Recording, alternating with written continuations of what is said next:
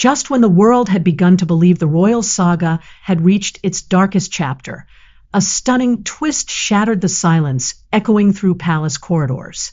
Behind walls polished by centuries of tradition and protocol, a custody agreement, long anticipated and fiercely disputed, was finally signed. Yet the fragile calm it created did not last. Prince Harry abruptly disrupted it with revelations so startling they reverberated far beyond Montecito. No one could have foreseen the storm he was preparing to unleash. Almost overnight, he directed his focus sharply toward Meghan Markle and Prince Andrew, leveling accusations so unsettling they threatened to reshape the story the world thought it understood.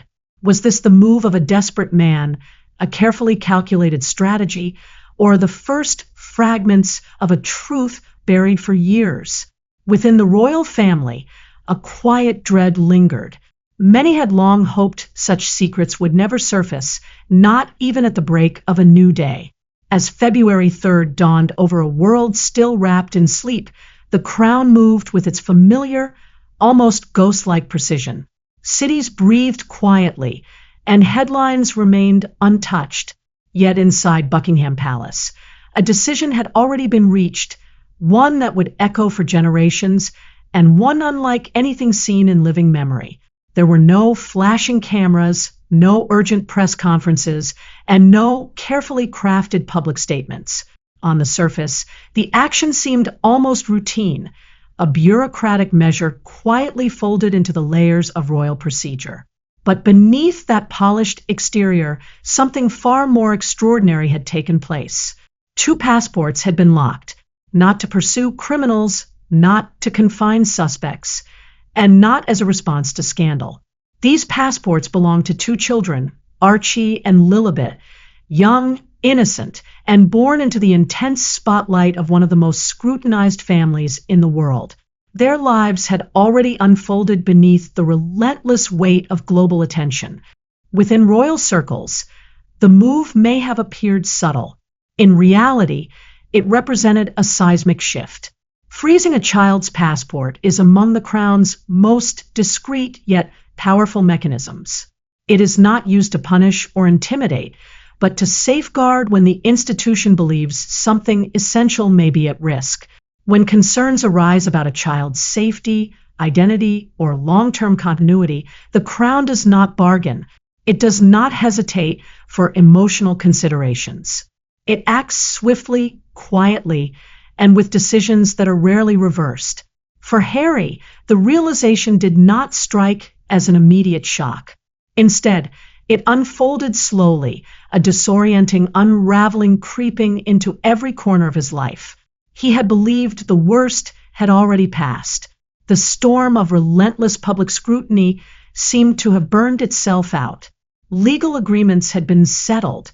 The tension surrounding the children had faded from headlines, and conversations had cautiously shifted toward cooperation, parallel parenting, clear boundaries, a shared understanding that the children deserved peace, even if the adults could not fully achieve it. At times, normalcy even seemed possible. Phone calls gradually lost their sharpness. The constant sense of bracing for the next crisis began to fade. It felt as though the system had chosen stability over spectacle, as if a long chapter of conflict was slowly closing page by page. But what Harry could not see, what no one outside the palace walls could possibly know, was that another process had been unfolding quietly alongside it all.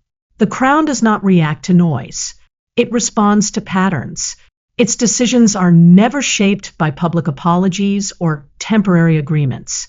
Instead, they emerge from lengthy internal assessments that can take months, sometimes years, to fully take form. By the time a decision finally surfaces, it is almost never impulsive. It is the result of a deeply calculated and methodical process. While the outside world spoke optimistically about healing, the institution had already reached a far colder conclusion. Those frozen passports were not simply warnings. They were a silent line drawn, a declaration that, in the Crown's eyes, the situation was not stabilizing at all. For Harry, that realization carried a devastating weight. not because of what had been withheld, but because of what it signified. Time itself seemed to turn against him. The fragile calm he had relied upon collapsed instantly. What had felt like peace had only been a pause. Resolution had never truly arrived. It had simply been waiting, and the palace's response was silence, deliberate, controlled, and deeply unsettling. Carefully measured pauses now filled spaces where communication once existed, creating tension that seemed almost tangible. Messages that once received immediate replies now sat unanswered. Emails that previously sparked swift responses disappeared into an unseen void. Schools that had once been open and communicative began replying with polite deflections before gradually falling completely silent. Doctors canceled appointments without explanation. Mediators found their calls ignored. Those responsible for maintaining balance, fairness, and continuity suddenly found every channel blocked. Systems that had functioned reliably for years did not merely falter. They vanished.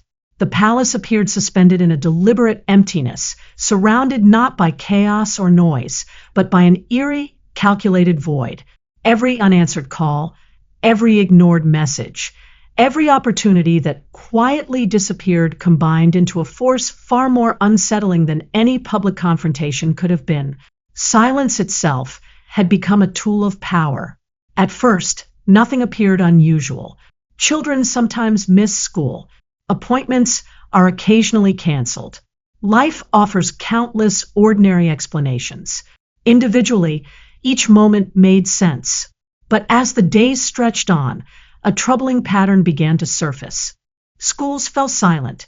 Healthcare oversight faded away. Legal communication slowed to a standstill. Systems designed to protect a child's stability, health, education, and guidance began breaking down all at once. Coincidence became increasingly difficult to accept. What initially seemed like minor disruptions slowly revealed themselves to be something far more serious. Suspicion began creeping into spaces once filled with reassurance. Inside Windsor, the language itself began to change. Advisors no longer spoke in gentle diplomatic phrases. Terms like private family matter and delicate custody arrangement quietly disappeared.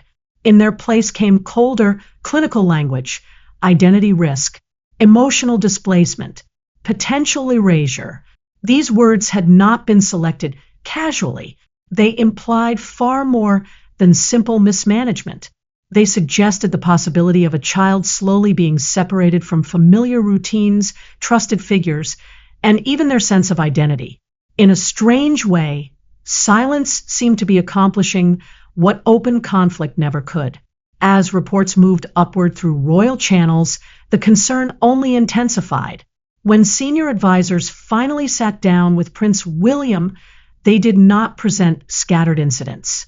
Instead, they laid out a pattern, a timeline that showed access narrowing more and more. By then, the palace had already moved beyond its first question.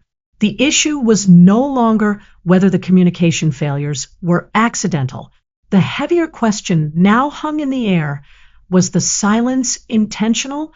Could it be a deliberate strategy unfolding within the royal system itself? That realization changed everything. Once silence is recognized as strategy rather than mistake, patience quickly fades. Royal institutions are built upon three pillars: continuity, visibility, and accountability. When those foundations are quietly weakened, alarms are triggered without anyone raising their voice or staging a dramatic confrontation. Sometimes the absence itself becomes the loudest signal of all. Inside the palace, silence is never truly empty. It communicates, and when it does, the system answers with decisive action. So, what first revealed this hidden pattern to the outside world? Not cameras, not official statements, not the gates of royal courtyards flashing under press lights. The first signal came quietly and unexpectedly from a small school in California, thousands of miles away from royal halls and palace politics. On January 31st, as the new school term began, teachers arranged their classrooms and students settled into their seats. Yet 2 desks remained empty. Archie and Lilibet, names that had once been familiar during morning roll call, were suddenly missing. At first, the absence seemed trivial. Children miss school all the time. Routines change. Families travel. Early absences rarely trigger alarm. But as the morning hours stretched on, a quiet unease began to settle in. Those empty desks were becoming impossible to ignore. Something about the situation felt off, beyond the normal rhythm of school life. And although no one yet understood its significance, that silent space marked the first tremor in a story that would eventually ripple far beyond those calm California classrooms.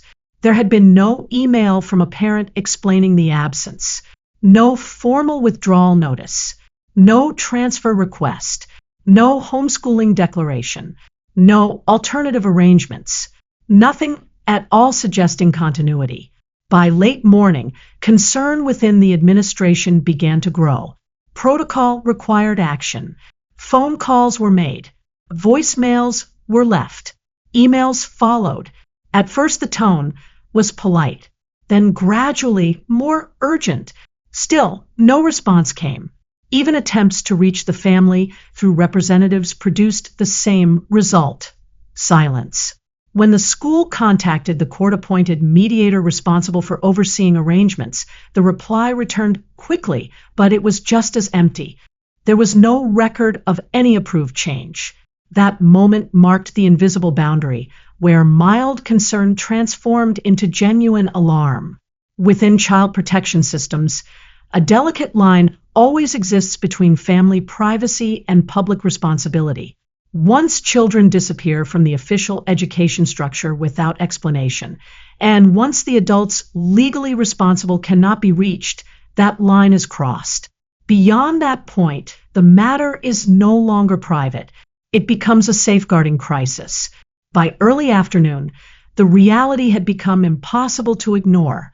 The line had been crossed. As daylight slowly faded into the long shadows of evening, international child welfare channels were notified, not because of the children's prominence, but because of the alarming void surrounding them. Investigators immediately began tracing the ordinary indicators of family movement, travel records, immigration updates, documentation of residency changes. But there was nothing, not a single trace of routine family relocation. It was as if the children had vanished from every bureaucratic and institutional system at once. No official filings, no updated residency notices, no homeschooling documentation, something legally required in many jurisdictions. Even more troubling, the usual patterns of healthcare had disappeared completely. Pediatric appointments, which are typically recorded with careful precision, had been canceled outright, without rescheduling, without referrals, and without transition to another provider. No continuation of care. The children's lives, meant to unfold within ordinary systems of protection, had suddenly become invisible across every professional network designed to monitor their well-being. This absence of activity spoke louder than panic ever could. Families in crisis usually leave traces behind them. Even hurried or chaotic decisions create paper trails, mistakes, and signals.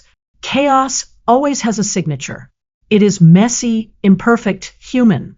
But here, investigators found none of that. Instead, what emerged was a pattern of remarkable precision. One system after another had been quietly disengaged, methodically, deliberately, without replacement, without transition, without oversight. The conclusion became impossible to ignore. This was not confusion. This was not poor planning. It was intentional. Every safeguard meant to track, protect, and support the children had been carefully dismantled. By nightfall, the picture had become painfully clear. The children had slipped out of sight. No continuity, no confirmed point of contact, no adult or institution clearly responsible for their care. This was no longer about missed days at school. It was about two children disappearing from every structure designed to ensure their safety, ghosts within their own lives. At that moment, the palace moved swiftly. Who coordinated the response? Who stepped forward to restore order, protection, and stability? The answer would soon emerge in the form of an extraordinary emergency meeting at Windsor Castle. Within those historic halls of power, a single object would arrive that would end all debate, a red folder containing instructions that would shape the next phase of a crisis of constitutional scale. The emergency assembly appeared suddenly, like a storm breaking over what seemed like a calm day. There were no advance calls, no formal schedules, no polite explanations or briefings. One moment, the castle followed the familiar rhythm of court life. The next, senior officials were quietly escorted through heavily guarded doors, their expressions reflecting curiosity, unease, and disbelief. At the entrance, every personal device was taken, not simply silenced, confiscated entirely. Assistants were politely dismissed, doors closed behind them with unmistakable finality. No agenda awaited them. No briefing documents lay on the table. Even the air seemed tighter with anticipation. Every clipped instruction, every missing document, every deliberate silence communicated the same unmistakable message. This was not a routine meeting. Whispers circulated in the brief spaces between breaths, though no one dared speak openly. Faces exchanged quick glances, silently asking the same question. What could possibly demand such sweeping secrecy? The tension felt almost electric, like the stillness before lightning strikes. Every measured step and controlled breath reflected urgency and authority. Then Princess entered the room. In her hands, she carried a thick red folder. Its weight was evident immediately, not only in size, but in the gravity of what it contained. She remained standing, commanding attention without a single word. No one else moved. The folder bore a seal, used only in the most serious constitutional circumstances. Across it were stamped the chilling words, "Immediate custodial breach" and "maternal withdrawal." When the seal was broken, the tension in the room tightened even further. Inside were carefully compiled reports drawn from multiple independent systems: education authorities, medical institutions, legal oversight offices, and intelligence advisors. Each of them pointed toward the same unsettling conclusion. The first section documented abrupt school removals carried out without warning. The documents revealed that the children had been withdrawn from their schools without any transition plan, educational handover, or safeguarding review. Teachers confirmed their sudden absence, and administrators verified that no explanation had ever been given. Systems designed to ensure continuity had simply been bypassed, leaving gaps that should never exist under normal circumstances. The next section of the folder uncovered disruptions in medical care. Appointments scheduled mid-treatment had been abruptly canceled. Records had been requested but never transferred, and ongoing care had effectively stopped. There was no new provider, no continuation plan. The interruptions were not random. They were deliberate, careful, and methodical. Standard safeguarding protocols had been completely avoided. The legal portion of the file revealed even more troubling patterns. Court-approved channels of communication had been ignored. Messages from guardians, mediators, and representatives had gone unanswered. Access had not merely broken down, it had been deliberately blocked. Each barrier, every silence, carried clear intent. The pattern left little room for doubt. This was not confusion. It was strategy. Financial records added yet another unsettling layer. An educational trust, established years earlier and worth millions, specifically designed to protect the children's schooling, had been quietly dissolved. The funds were redirected without replacement protections, without alternative safeguards, and without contingency plans. The safety net built carefully, over many years, had simply disappeared. Finally, an intelligence memorandum confirmed just how far the preparation had gone. It detailed months of careful planning, contracts drafted for personal reinvention, instructions removing family connections from professional records, and directives ensuring that the children's names and images would be absent from future media ventures. Chaos was ruled out. Every step had been intentional. One advisor eventually broke the silence in the room with a single decisive sentence: "This is not co-parenting." No further debate followed. The evidence spoke clearly. Observation had shifted into intervention. The Crown moved from the background into direct action. There would be no negotiation, no bargaining, no compromise. The response was quiet, lawful, and firm. At the center of the intervention lay a rarely invoked constitutional clause allowing the Crown to assume guardianship responsibilities when minors face displacement, confusion of status, or effective abandonment. The decision was unanimous. No raised voices, no dramatic exchanges, only a collective understanding of the gravity of the situation. The circumstances were extraordinary, and the implications stretched far beyond questions of public opinion or political convenience. Within hours, concrete steps were taken. The children's passports were secured. Commercial use of their names, images, and personal narratives was prohibited, and a restoration fund was established to stabilize education, emotional care, and professional support. Evidence continued to be examined quietly: timelines, documents, expert evaluations, and confidential reports. The monarch spoke only once. The words were brief, but carried unmistakable authority. This is no longer about adults. It is about protecting two children, emotionally, legally, and historically. At that moment, personal grievances, public narratives, and competing loyalties fell away. What remained was responsibility. Prince Harry formally submitted a request for temporary custodial authority. The request was evaluated carefully according to established procedures, not sentiment. Guardianship requires stability, clear jurisdiction, and demonstrable capacity. After review, the Crown concluded that these conditions could not be assured. The request was declined. There was no condemnation, no moral judgment, only institutional duty. No press conference followed. No official statement was released. No effort was made to guide public reaction or influence the media narrative. Every form of communication, press briefings, background leaks, statements, was deliberately withheld. The silence was intentional. Within the palace, restraint itself was a precise instrument. Even the smallest spectacle would have undermined the principle the Crown sought to protect: the continuity, stability, and protection of two children caught in the turbulence of adult conflict. This was never about appearances. It was never about image. It was about safeguarding a fragile balance threatened by years of disengagement, obstruction, and instability. Without explanation, speculation inevitably grew, but that was considered a necessary cost. The intervention was not punishment, not retaliation, not an assertion of dominance.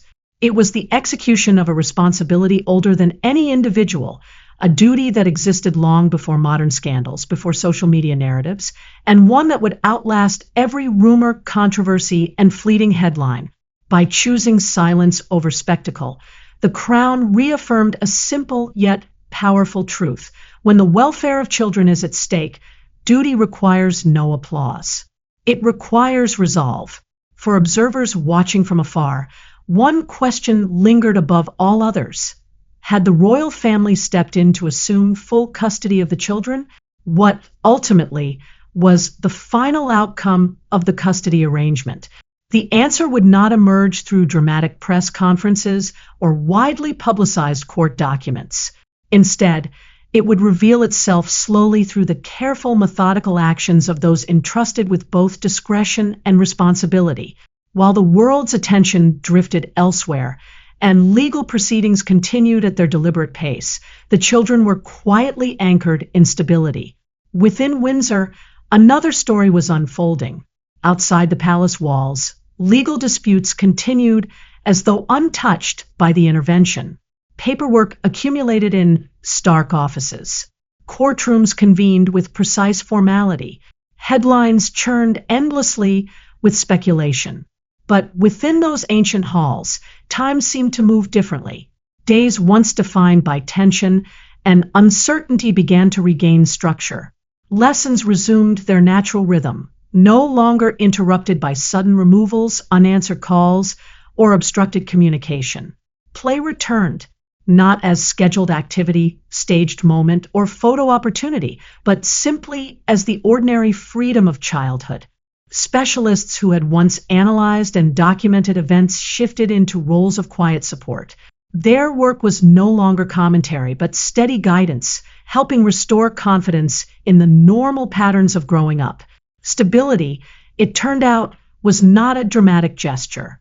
It was built from countless small actions repeated patiently until they became unshakable. Into this delicate environment stepped Princess Catherine.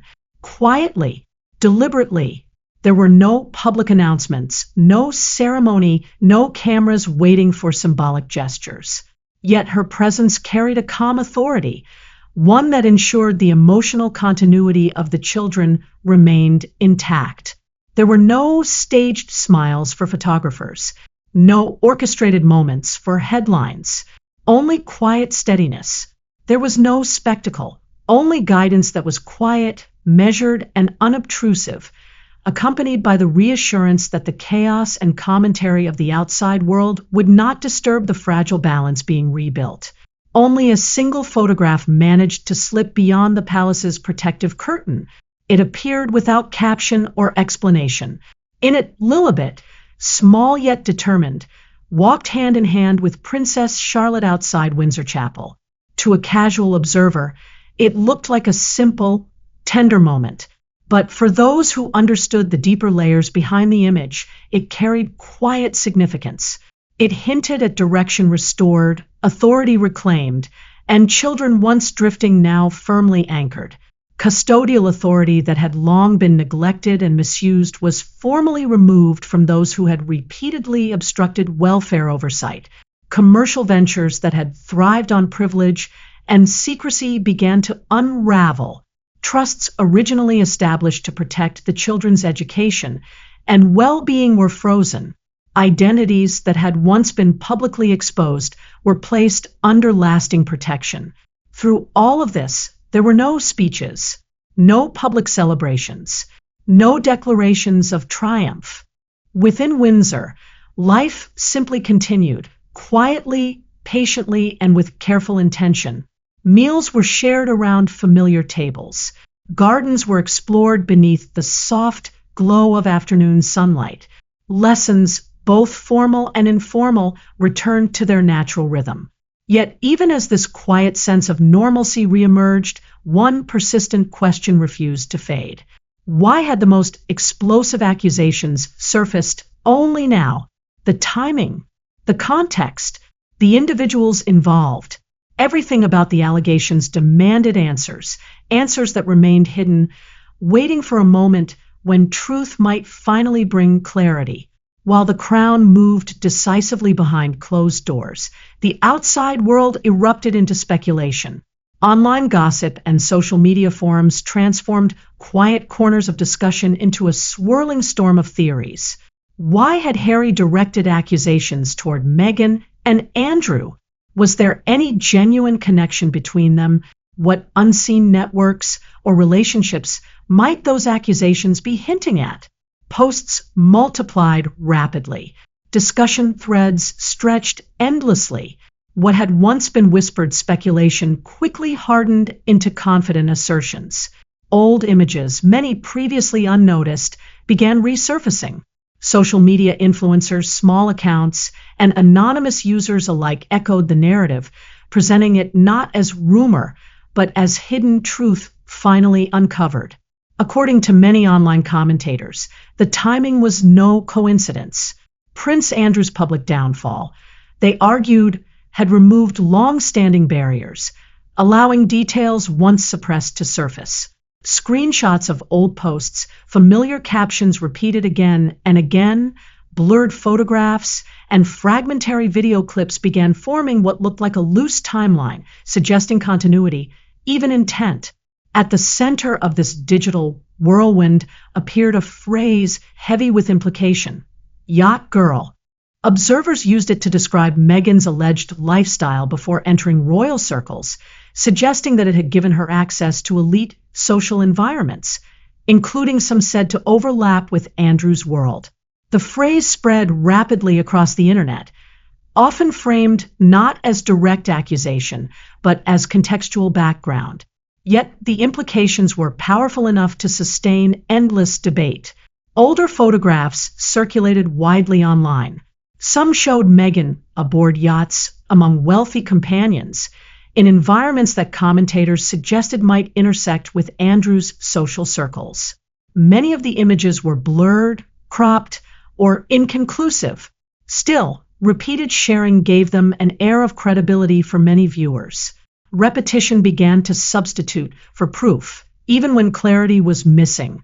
Past interviews were re-examined. Early career choices were reinterpreted. Moments once seen as ordinary were recast as evidenced by those determined to build a narrative.